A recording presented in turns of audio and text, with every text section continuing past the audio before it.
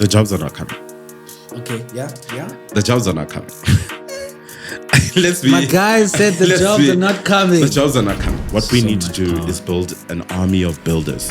For us to say that we have a fully functional or optimal startup ecosystem or landscape in this country, what are some of the key players, the key components for us to say that we have it and it's working, not for some, but it's working for all? All right, super brother. How you doing, man? I'm good. How you doing? I'm brilliant. This has been a long time coming. You're a hard man to get a hold of. So let's start there. 1.1. Let's just start there. Out the gate. Let's get out the way. I don't think so. I think it's just tough like person to get a hold of. I think it's just something. It's like I think we live in a noisy world. It's hard to know what are the right things to take, to pay attention to, focus on, and give your energy to. So sometimes like the good things get lost in the noise. Yeah. What are some of those things that you're paying attention to now, sir? Right now, I think like my major focus is enabling as many people as possible to build things that they care about. Power. Besides that, just like really focusing as much as possible on the things that matter. Sure. Yeah, like I said, like it's a noisy world, man. You are in many ways an entrepreneur yourself. You're passionate about the SME startup landscape in this country. And I want to start there. Why are you so passionate about the startup ecosystem? You call yourself an ecosystem builder and you say you want to serve in that space. Why are you so passionate about that space? And why is that space so important for this country? If you think about like the biggest challenges this country faces, right? Income inequality, poverty, crime, all these things. I think the thing that you always need to go back to is like the unemployment rate is like, I think of that, sir. And I know it sounds crazy, but like I think about that daily almost. It's like we need to be very clear: the jobs are not coming. And then how are we creating these jobs? The jobs are not coming. Okay, yeah. The jobs are not coming. Let's be. My guy said the jobs are not coming. The jobs are not coming. Okay, sir. If we start this conversation with the jobs are not coming. Okay, cool. What happens now? If we start the conversation there, then it goes, okay, if the jobs are not coming, then what do we need to do to enable people as much as possible to build their lives that they actually can be proud of, feel fulfilled in? Is unfortunately, everyone needs to be turned into a builder. You don't have a choice. You need to find something, create something, make something, work on something that can actually build something that you can then help other people with, right? So if the basis is the jobs are not coming, the next level then becomes, okay, then what we need to do is build an army of builders, an army of people that are dedicating themselves to say, I have value in this world to create. I have a different perspective on the world and I want to share it with the world. And it doesn't need to always be like these beautiful, philosophical, innovative ideas. You're not going to be Steve Jobs with the iPhone or like Tim Cook with the Vision Pro. You're not going to be Mark Zuckerberg with Facebook. Yeah. But you could start a plumbing business in your community that trains up, 10 kids. Those kids start businesses of their own. Those people, it doesn't matter what it is. What we need to be very honest about is if the jobs are not coming, then we need to enable people as much as possible to build. And I think that's where the ecosystem has a massive role to play, right? And why do I care about it? I think that eventually, like, this causes, this whole thing to collapse. If we allow 40% of youth in this country to sit at home, I mean, what are we signing up for as a future in this country if that's the reality? Like, there's no reality in which that is sustainable. There's no reality in which that is safe. There's no reality in which that country is a good country to be in. We need to enable as many young people as possible to be in a position to build great lives for themselves and for their families. So this ecosystem right now, I think like needs to be thinking in that direction where it's like, we need to build an army of builders. So from, I think 10 years ago, whatever it was, where I started like my own first platform, it was like, I navigated South Africa's startup ecosystem on my own, where it's like, I have something cool. It has 100,000 users. Celebrities were sharing this thing. What can I do with this? I don't know what I'm supposed to do to turn this into a business. And finding an ecosystem, like finding an incubator, finding an accelerator, understanding funding, understanding how to monetize a platform that has really good, users. All these things come in where you have to find the right people at the right time. And if that process is delayed by 3 months, 6 months, 9 months, It's the difference. you can kill me. That platform can die. That business can die. So I think my own experience of the ecosystem where I had to navigate that space where it's like I didn't find the right person at the right time to help me be able to build this thing. Sure. I want that process to be different for someone that comes after me, that goes, oh, wait, I want to build something. Love it. That person shouldn't have to navigate the ecosystem inefficiently and not have the right help at the point at which they need it to make something a success. So let's go deeper on that. So let's talk about the ecosystem. For somebody who has absolutely no idea the fundamentals, what is, for us to say that we have a fully functional or optimal startup ecosystem or landscape in this country, what are some of the key players, the key components for us to say that we have it and it's working, not for some, but it's working for all? What are some of the key components or players in the startup ecosystem? So, I mean, when you think about startup ecosystems, it goes all the way from the very beginning, which is like the founders themselves or the entrepreneurs. Yep. And then it's like the incubators, the accelerators, the training institutions where entrepreneurs go into these organizations. They get to learn about how to build, start, and grow a business. And then you go from, incubators to like accelerators. Accelerators are more like, let's help you scale. Yep. Then you go into the funding institutions. And then further from that, it's just like government and all these different players. So it's really everyone that really exists as an organization in order to help people start, build, or grow businesses and make a fundamental impact on the country in some way. And what, in your view and your time and space building in that ecosystem, what are some of the key things that you think are missing, that we're lacking in our startup ecosystem? And this talks South Africa, and maybe we can have a broader conversation about Africa, but like just in SA, where are some of the gaps in this ecosystem? Is this thing working for us, bro? Yeah. I think it's still very much the lack of information and a flow to navigate that ecosystem. So I think like someone says today, I want to start a business. Yeah. What is the first step that they're going to take? They're probably going to try and make a business plan. Sure. Right. And then try and go find funding. Yeah. That's already broken. No one's going to give you money for your idea. Right. They don't know what to do with it. Oh. If you're lucky, you've gone through, say, varsity or something like that, and you can, take that information from, business management or whatever it is, and try and navigate it from that perspective. Sure. But I think for most people, it's like, I have a really great idea, or I have a skill. I don't know what I need to do to take the skill or have this idea, turn it into something that can generate me money. Yes. Right? Yep. And the inefficiency in which that information flows, the inefficiency in the access to these resources, to these people, to these spaces, I think that is the thing that is holding us back the most. So it's not like these organizations don't exist. They very much exist. And by the way, there's an incredible amount of people, right? Don't talk about organizations, because when you say organizations, people think logos, they think branding. Yeah. There are people that are dedicating their lives to say, I want to help someone build something that can fundamentally affect change in this country. And by change, I mean, if you create one job, you affect a family. 3, 4, yeah. You know what I mean? Yeah. So there are people. The tricky or difficult thing is access to information and access to understanding how to navigate that ecosystem. I think those two things, if fixed, could be fundamental, right? In the startup space, people always say this, like a lot of times, especially tech entrepreneurs, you're building solutions for problems that we don't have. Yeah.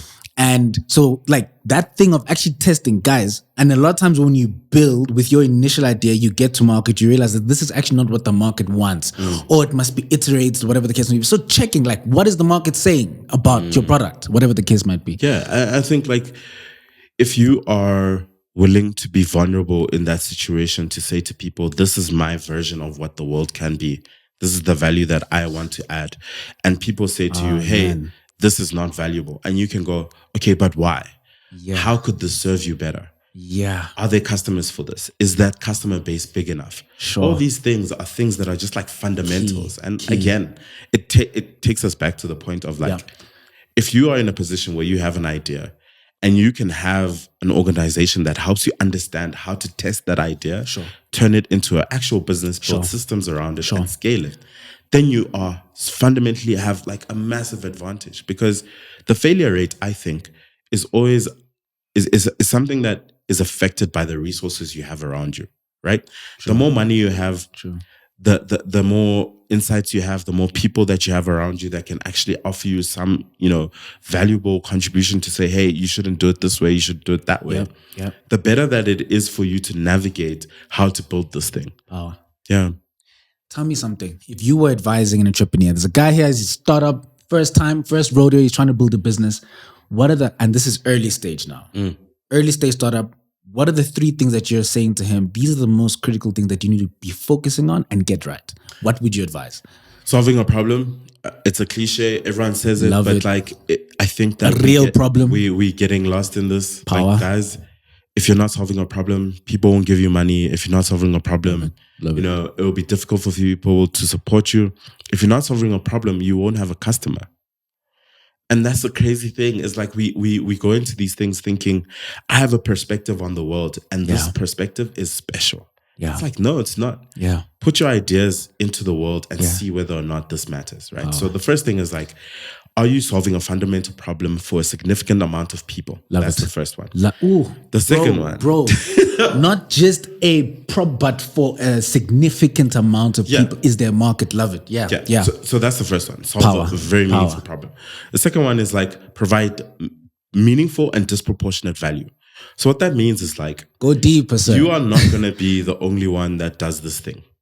You might feel like you're a genius and you are the first person to try and solve this problem. You are not. There are people in the world somewhere who have tried to do the thing that you're trying to do, and you need to figure out what they did wrong or what you can do better. Innovation is about how can you do something faster, cheaper, or better than someone else. So if you... Please repeat it, sir. Innovation is... It's come on, something sir. faster, cheaper, or better than someone else, right? So for me, creating disproportionate value is going to, whatever business it is. Let me think about it. If you think about BlackBerry back in the day. 60 Rand. The typical case study. Yes, sir. It's such a good hey, listen, though, you gotta go to BlackBerry, Kodak. Like, these are the typical ones. Nokia. Apple. You gotta go to Nokia, man. Yeah, so BlackBerry. Let's go. If you think about like 60 Rand for access to all of the internet on this device that people were using like a Tic Tac. Sure. Do you remember how much people just like ran through those Everyone phones? is here. Everyone was just... But BBM, bro. What? I was fighting the good fight. I was on Nokia's side. When everyone was on BlackBerry. I was on Nokia. No way, sir. Come on. I'm serious. We had instant messaging. That is the life. I was like, no, I will not subscribe. But if you think about that, was like, I'm fighting. Yeah. If you think about that was disproportionate value, because think about it now. How much are you spending on internet now versus then? Like, that 60 Rand sounds so insane now. And it's disproportionate value, where it's like, there is no other option. I would rather have this. There's nothing else I would rather have. I want this and nothing else. So for me, it's like, if you can find a place in the world where you can do something faster, cheaper, or better, love it, and then create disproportionate value that puts you completely in a different conversation. When someone goes, I want to buy a new phone, and they put 5 of the phones here, and they're thinking about, why am I getting this one versus this one versus this one? And you think about the way you make decisions when you're buying something. There's a comparison process that goes into love it, because you're spending your money. So you're going to take your time to really figure out, what is the best value I could possibly get for the price, but also for the features that I want and how it's going to solve problems for me. So solve a problem, create disproportionate value. Love it. And then the last one, I think, is like talking to people as soon as possible, man. And like creating, again, another cliche piece of advice, but like it works, is when you have the idea, the best thing you could possibly do is go 0 to 1. Just make something. It doesn't need to be the full version. You know what I mean? So if you're gonna make a sneaker, if you're gonna do a sneaker brand, show me a drawing. Do something. Show me a drawing so that people go, oh man, that's interesting. Do something and it doesn't have to be the biggest thing. It needs to be the smallest. What is the smallest step that you can take for you to make this thing more than just something in your head? And as soon as you take that first step and you go, okay, I've made the drawing of the thing that I think could be great, or I've made a web page to make like pre-orders, or I've made like a feedback form for people that want to give feedback. And all of these things become data and information that you can take to go, okay, here's how we can keep on improving, and becomes a process of you just constantly learning and as much as possible. And being able to get to that final result where you can go, okay, this is our product. Can we put it out into the world? And how far can it go? Dude, you don't know how much I love that, because I think one of the biggest problems for many entrepreneurs or people who want to become entrepreneurs, business owners, builders, like we say, or like you say, is, dude, they're just not building. Yeah. Take the first step. Yeah, I think everyone's so excited, man. It's so cool to have ideas. And you just and everybody has ideas, bro. Man, everybody has ideas. It's so nice, right? Like, and worst of all is not just having the ideas, it's thinking that idea is the best possible thing without ever doing anything to make it real, or having a conversation with someone that would use that thing to say to you, hey, this doesn't provide disproportionate value. This doesn't solve my problem. And it doesn't necessarily make my life better in some way. I love that term, man. Is that your term, man? I'm stealing that one, bro. Disproportionate value. Come on, sir. Listen.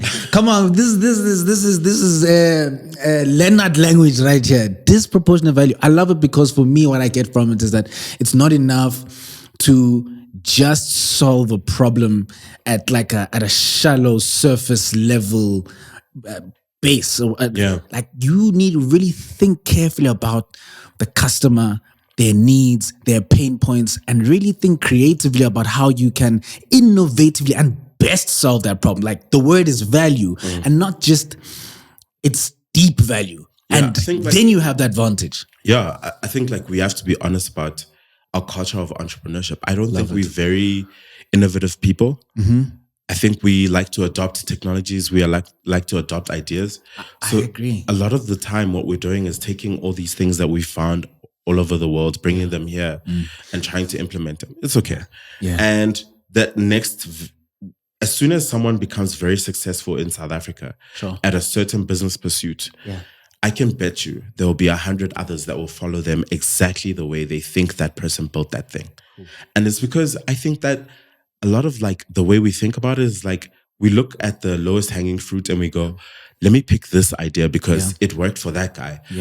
Surely it's going to work for me. And if you're going to take that approach, that's okay. There's a lot of really amazing businesses that were not exactly fresh ideas or completely new. All they did was adapt really great ideas from other parts of the world, brought them to South Africa, but then found a really, really smart way to adapt them here, but also help them solve real problems in this country, but also be very, very clear about providing disproportionate value in that way. So if you're going to be a person that says, you know what, I don't want to be innovative, I want to be very smart, build a business that is sustainable. And you're going to find a really great industry that has like really good players, but they're not brilliant. And you want to provide disproportionate value, solve a meaningful problem, and you can get your idea out as soon as possible. Then it's cool to be like a low-hanging fruit picker. It's okay.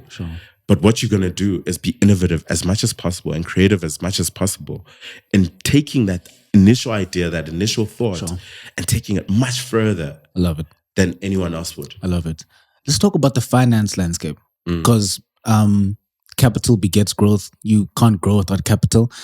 And in many instances, especially in the South African context, the capital conversation is a tough conversation because there's all these barriers, collateral, whatever the case must be, especially if you're looking at your traditional institutions, your commercial banks. Where are some of the places? So I want to approach this question in two-pronged approach. The one is, what are some of the key places where people can go to access capital in this country, like practically, that you know of? Where can people go to get capital? But then I want to have a conversation around, do we think that the finance landscape is working, and what would you do differently? What are some of the things that you would change so that it works for the people in this country who are trying to build businesses, given the context of many of the people in this country? Yeah, I think like the funding conversation is like, it's so warped because, Yeah. you know, every time you ask someone, oh no, I want to start a business, this and that, you know, the first thing they'll say is like, I'm still thinking about my idea or finding the right idea. And after they've gotten over that, then they say, I don't have funding. Sure. It's like, okay, but what am I funding? Like if I introduce you to someone that had all the money in the world and they said, okay, what are you building? Like, what do you have that I can fund? Got you. And you're going to say to them, I have an idea. Yeah. Is that practical? No. There's just, it's very hard to have this conversation because that's the first thing that we need to have like a conversation about is a lot of people, when they say, I need funding, that conversation is broken because one, you don't know what kind of funding you need. First of all. Secondly, what am I funding? Right? Like, I think people will give you money if you can prove something. Yeah. So this is back to the conversation we were having earlier. Yeah. If you take the first step forward, you have an idea, you take the first step forward, and you ask 250 people of your potential customers if they'd want this. Yeah. And those 250 people, maybe say 75 of them say, I don't want this product because this is wrong. Yeah. And you fix that thing. And then you ask another 250 people. And now it's 30 people that are saying, I wouldn't buy that, but like, here's why. Yeah. And you're gathering all this information and you create a meaningful product out of that. I love it. And then you put that product out with whatever you have. Sure. Right? Sure. And I mean with whatever you have. If you have pre-orders, for example. Yeah. So let's break it down as an e-commerce business. This is a simple example. Sure. If I said to you, I have the ultimate creator kit, right? So it's like a stand and it has a camera and it has a microphone and it has a light. And it fundamentally solves the content creation problem for any creator, right? And I said to you, I need 100,000 of funding.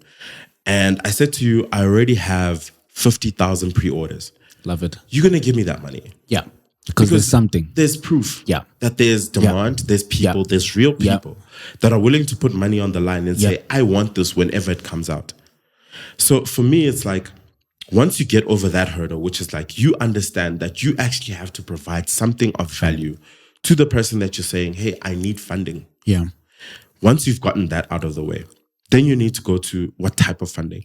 Love it. That, again, is an information and education problem. And please go look, guys, go find the information because it's there. Yeah, like there's so many different types of funding, right? Yeah. Venture scale funding versus, say, a grant versus, say, a loan. All these things are very different options, right? And very they have different implications. Equity, different debt. implications, different expectations. Come on. And I think the expectations are where like people really get broken up, right? So if someone's giving you a grant, what they're saying is this should exist in the world and we will fund you because we align with your values. Here's the money, go do your thing. Go do your thing. You'll let us know what the results are. But there's no actual thing that says give that money back or anything. That's a grant. Love it. Sure. A loan is a lot simpler, right? Hey, we'll give you this at 100,000, 10% per whatever. Yeah. On this timeline, you pay us back. It's a very straightforward thing, right? And then it's like venture. Venture is different, where it's like, we'll give you all the money you want. Yeah. But you have to grow 10 times in a year. You have to grow and you have to grow quickly.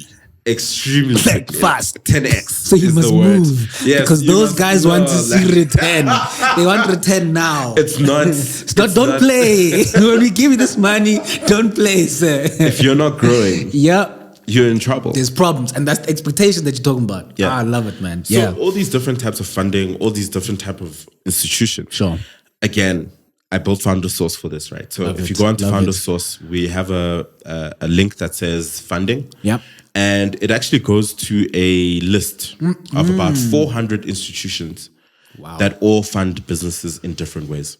And again, if you don't understand the type of funding that you're looking for, the expectations that come from that funding, don't go looking for people that can fund your business because you're going to go there with your business plan. And then they're going to say, but we don't fund this type of business. And you're gonna say, but you guys have money, give me money. It's like, no, It doesn't work like that. the money is not the same. Got you. It's very different implications, expectations, and stuff like that.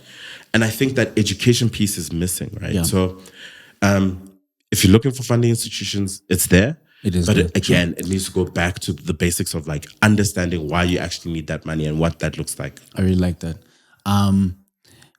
So 3 questions in my head right now. Gotta get them all out. Let's start here. Where do you think some of the biggest opportunities in tech lie currently? Now we know you've been in the space. I mean, this is your space, the startup ecosystem landscape. You've worked with one of the most successful, I would argue, startups to come out of South Africa in the last while. Where do you see some of the biggest opportunities? And I guess this is just information for people who might be interested in the tech landscape. Where do you think some of the biggest opportunities are? South Africa, Africa?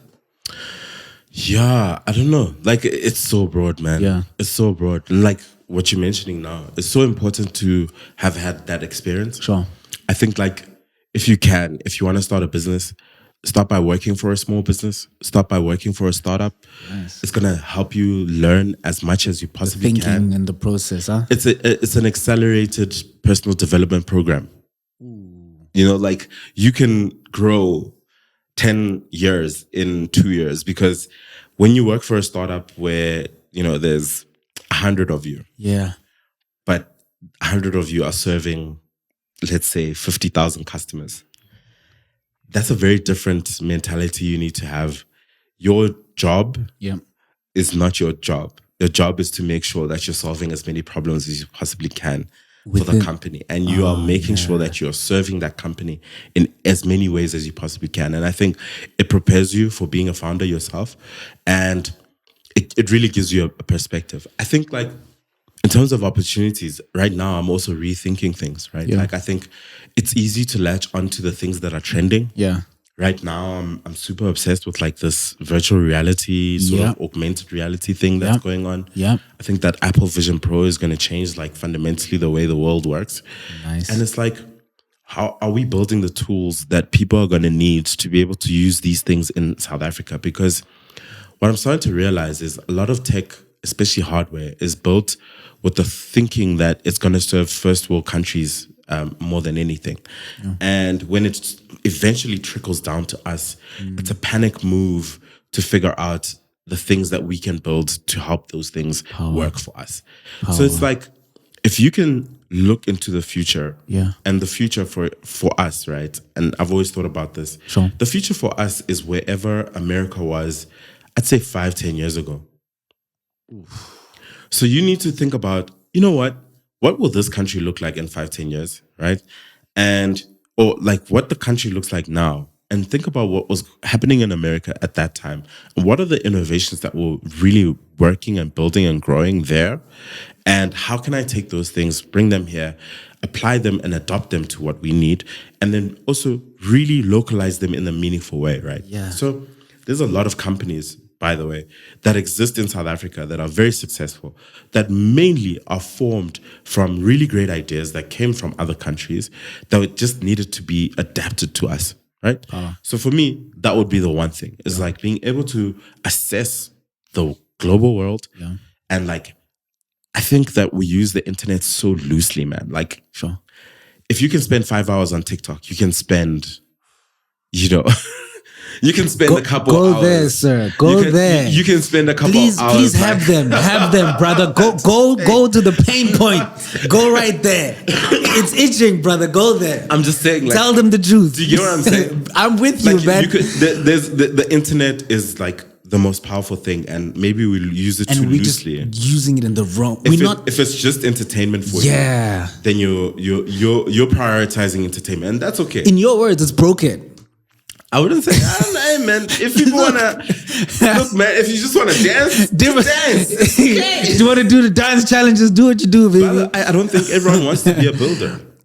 True. Unfortunately, in South Africa, I don't think most people will have a choice. Oof. And because of that, using the internet as consciously as possible to try and uplift yourself, enrich yourself, empower yourself, educate yourself is going to help you. So going into stuff like, I actually watched a documentary, I think like 5 years ago, 6 years Yeah. ago, on Wired. Love it. And Sure. it was called The Silicon Valley of Hardware. And it was about the city in China called Shenzhen. Yeah. And basically they were talking about how powerful hardware was in, Asia, and how basically all of hardware had moved, manufacturing had moved to China, and Yeah. why. Yeah. And the speed at which you could build hardware in China versus anywhere else.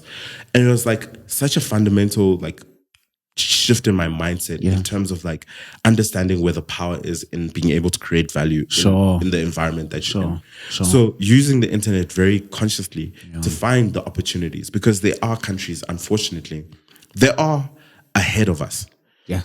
So then why wouldn't you learn from what they've done? Got you. And try and apply it here? I think that's a massive opportunity. And then I think another part of it is like trying to help people use technology in a much easier way and making it a lot more accessible, right? Okay. So recently I built this thing, it's called Mpo, right? Okay, yeah. So Mpo is a South African startup business mentor, right? So I took ChatGPT, I loaded it with a bunch of South African small business documents, like thousands of them. And basically, if you don't have a mentor and you wanted to ask this thing anything, right? So you could literally go on this thing and say, guys. how to start a creative business in this specific area with no funding. And it will lay out the plan for you, right? And here's the thing. I don't think that ChatGPT is going to solve all our problems. And I definitely think you still need a mentor that's going to give you some contextually relevant information. Yeah. But I think as a starting basis, having something where you can ask questions. Dude. I think that AI is spoken about this like magical, massive, crazy thing. Yeah. But if I just said to you, you want to start a business, ask this thing any question you have about starting this business. Yeah. That's a simple thing. Yeah. So sometimes the best opportunities is in helping people relate to technology in a way that feels natural. I'm not saying go use ChatGPT. I'm not saying use AI. I'm saying, hey, ask Mpo. Oof. I'm with you. Just ask Mpo. I'm with you. You know what I mean? I'm with So you. how can you then, hardware or software, take technology and try and apply it in people's lives in a natural way? Because I do think like we still live in a country that is very like, still learning how to use technology fully. 100%. Like to the massive extent. We're not fluent in the language of tech as yet, or as opposed to your developed nations. Yeah. And I think like the last thing is like going out into the world. Like right now, I'm going out into the world to try and find problems to solve. Exposure, and bro. It's a crazy thing to try and do, right? Because your brain is not wired to look for problems. I don't think we think that way. No. Even though we are a pessimistic kind of country. But like we don't go into the world trying to find problems to fix. And I think entrepreneurs having a mindset of I need to solve a problem that fundamentally changes the way the world works. Then you need to go into the world and find that. So the mindset has to be like, it has to be constantly tuned into what are the problems. Do you know what's one thing I think also we get lost in is like this future world, technology, internet.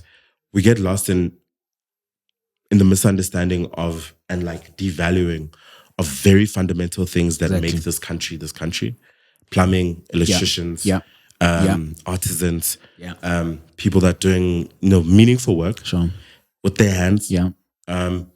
Don't underestimate those industries, because South Africa, as a developing nation, still needs that power. It's so important. Power. So don't underestimate the things that are not cool. Don't underestimate the things that aren't flashy. Don't underestimate the things that don't excite your cool friends. Like you need to go deep into understanding where you can find meaningful problems that you can solve for people and being able to create disproportionate value and taking that first step again. There it is. Love it. Some of the biggest behemoth businesses, some of the most successful businesses are not sexy.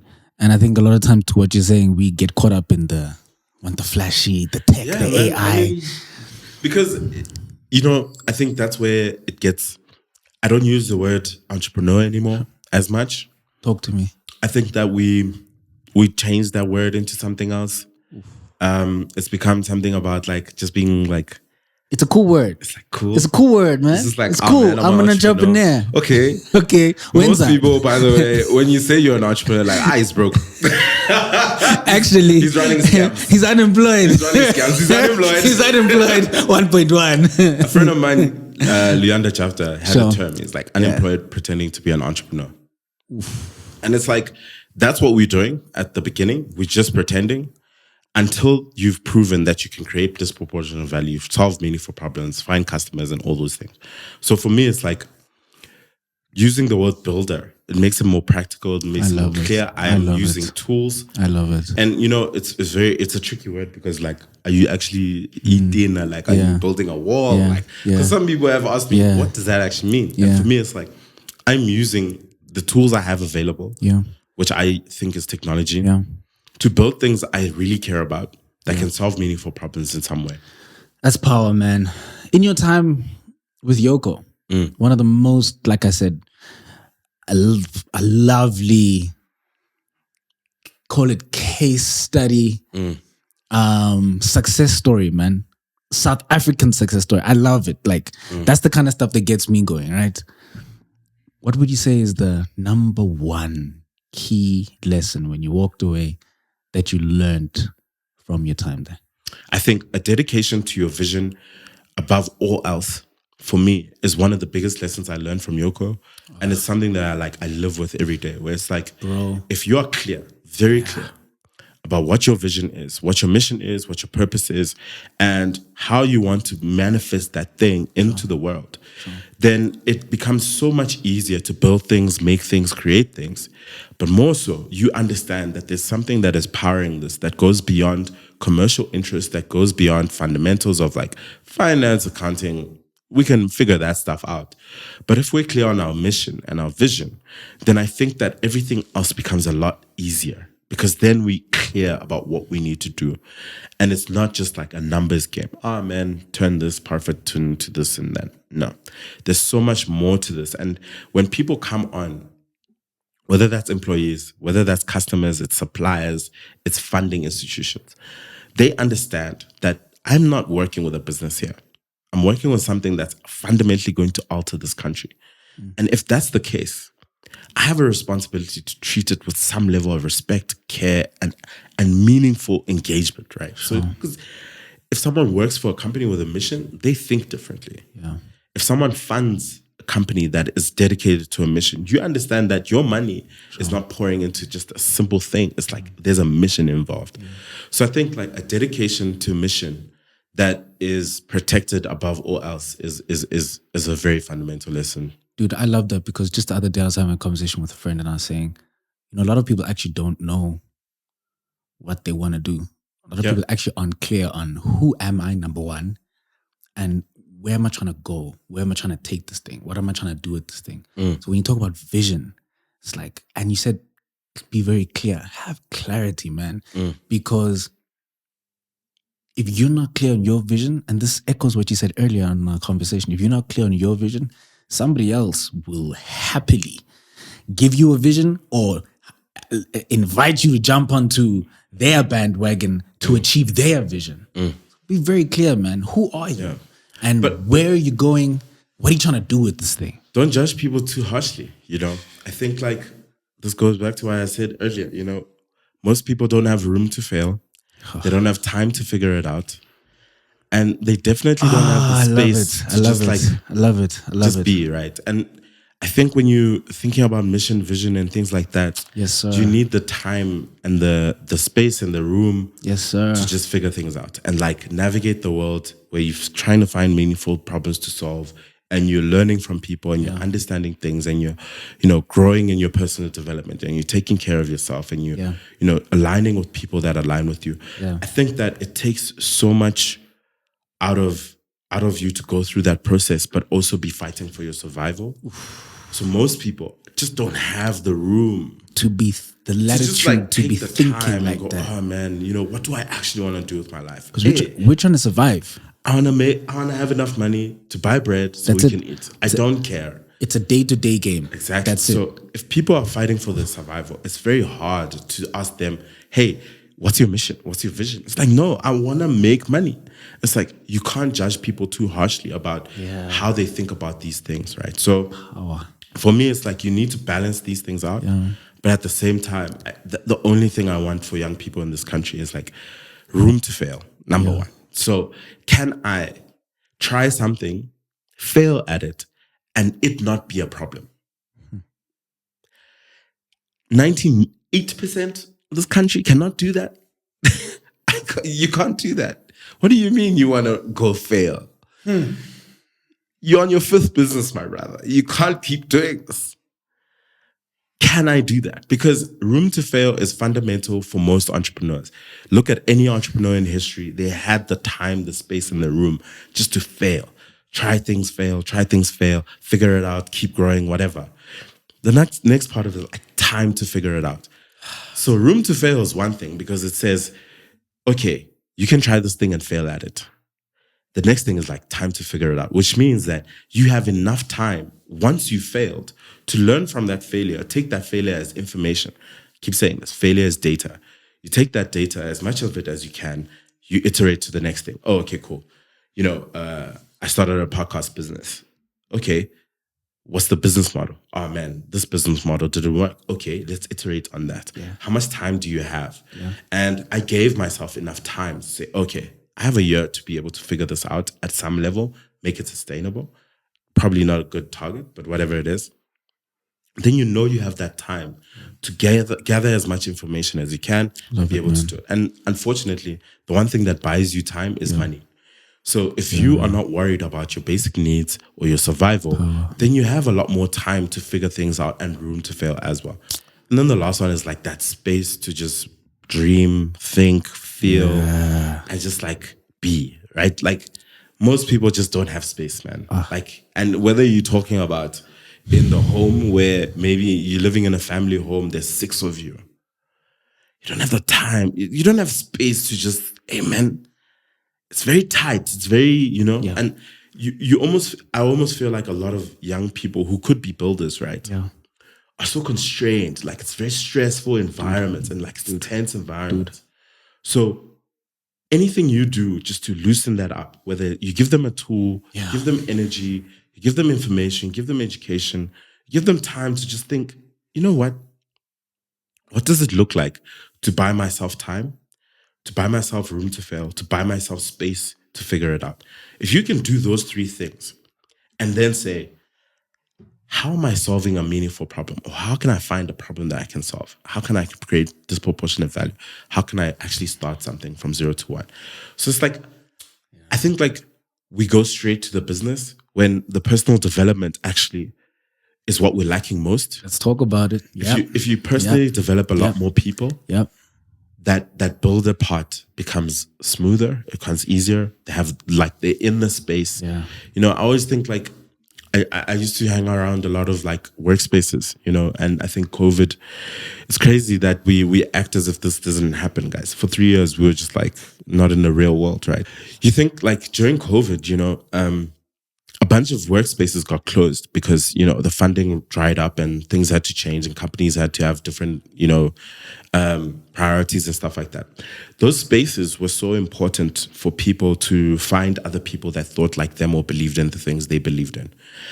If you find a community of people that have the struggles that you have, I promise you have a much, much higher chance that you will succeed because you are surrounded by people who understand the fight that you are in, and you can possibly take those people on the journey with you to figuring this thing out. So as much as you can do the personal development, you can do the business development, you also need a community that anchors you in a certain place where you feel like you can do anything you really want to because there's people around you that help you see that. When you're an entrepreneur and something's not working and everything is breaking, it's easy to just go, oh man, this is not going to work. But if you and 3 other entrepreneurs are having a beer on a Friday and the other guy says, holy shit, everything's breaking. And then you can say, hey. Muna. It's going down. It's tough. And you guys can start to go and I Bro, don't. and people are also just not vulnerable enough on that. We just don't talk about the fact that actually it's not all cute, bro. We've messed up. We've been failing. This journey is tough, Yeah. dude. Parting words. Mm.